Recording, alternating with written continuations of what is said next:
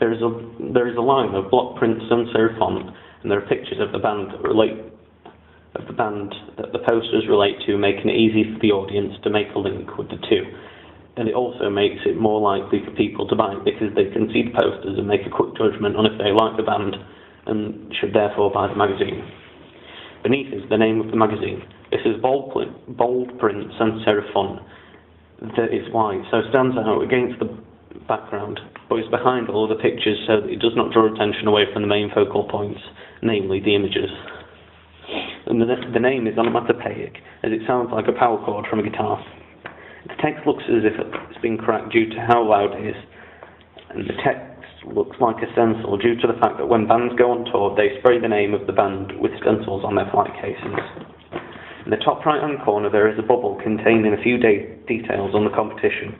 This is in a bold sans serif font with an exclamation mark that shows that this is a piece of information that is important and needs to be taken notice of.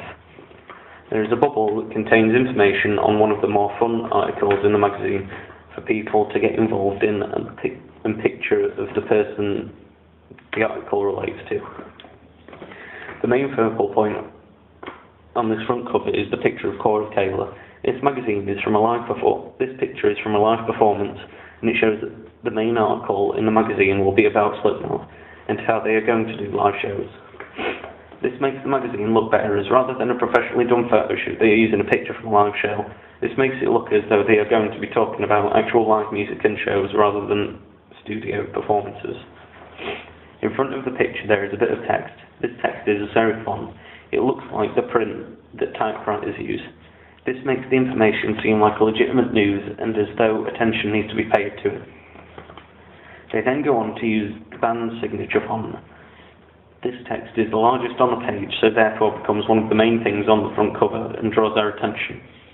There are banners with drop shadows to make the text stand out. The pictures on the bottom relate to the articles that are there to make it easier for people to make a link between them. There is a pun in the top right bubble on famous Kiss lyrics. There is also an editor's note with a picture of a pumpkin with the editor's face.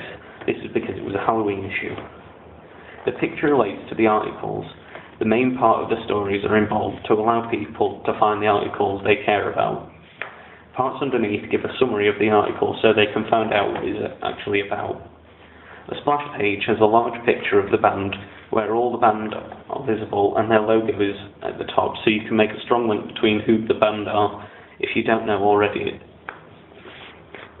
They have large writing that spreads over both pages. This is a mixture of serif and sans serif fonts. This makes the page more interesting as they're a mixture rather than just the same text over and over. They use the colours red and white to connote danger. This is used repeatedly and is changing as if you don't know what to expect. This spread uses a picture from a live performance with the vocalist at the middle, so we know that a lot of the article is going to be about him. Then there are pictures scattered around of the rest of the pages with captions to show what they are about. There is also a large pulling quote. This is away from the rest of the text. This is usually in a different colour or font to draw our attention away and show that it is something important.